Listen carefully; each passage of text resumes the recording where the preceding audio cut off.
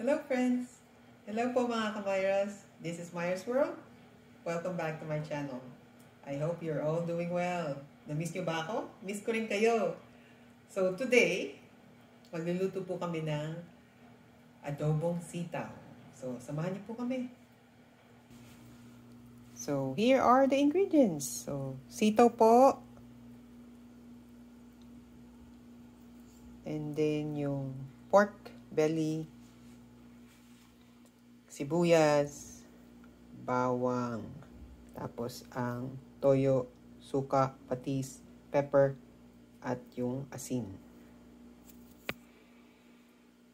So, simulan na po natin lutuin. So, ayan po, pinapakuluan na namin ang sitaw. So, 3 to 5 minutes lang po para crispy pa siya. Hindi dapat matagal, kundi sobrang lambot yun. Hindi masarap. So, lalagyan na po namin ng asin. Yan, so, 1 teaspoon po. Or salt. Tapos pepper. Half a teaspoon or 1 teaspoon po. Depende po kung anong type nyo. Kung yung manghang, idagdagan nyo pa. Ang sunod po ay ang sibuyas.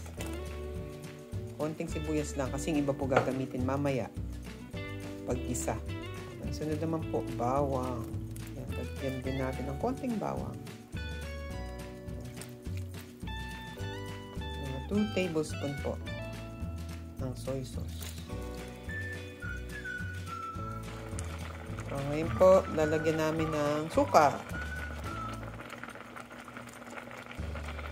So, mga ano po yan.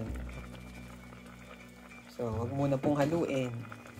Pag nilagyan ng suka, wag haluin. Takip. So, pagkatapos po ng 3 to 5 minutes, at pagkatapos, yun, pakuluan ng mayroong suka, isi-set aside na po namin to. Tapos, susimulan na namin lutuin yung pork belly. So, yung pork belly po.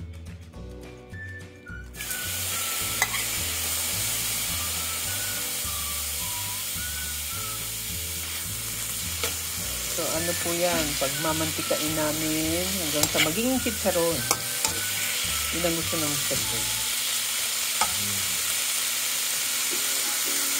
Ayan, so...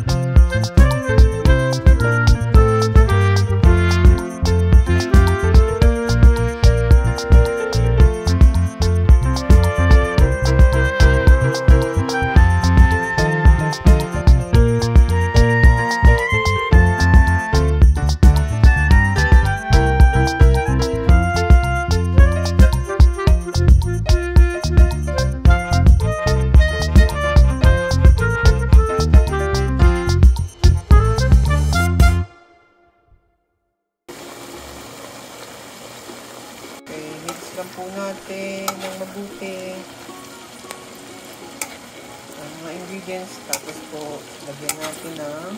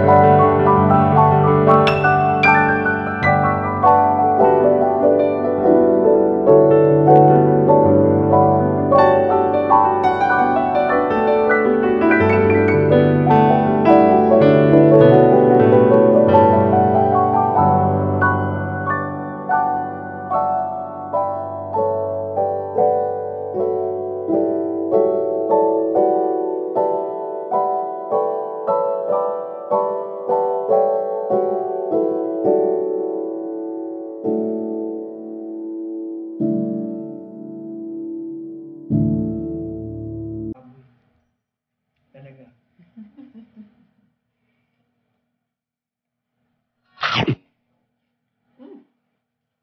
Kap. Ay, oo nga pala. Bago ko po makalimutan, gusto ko pong batiin si Tongs TV Official ng belated or happy belated birthday po. At sa lahat ng mga ipinanganak ng Enero, patulad ko, happy birthday po sa inyong lahat. So maraming salamat po sa patuloy na panonood nyo. Thank you po from the bottom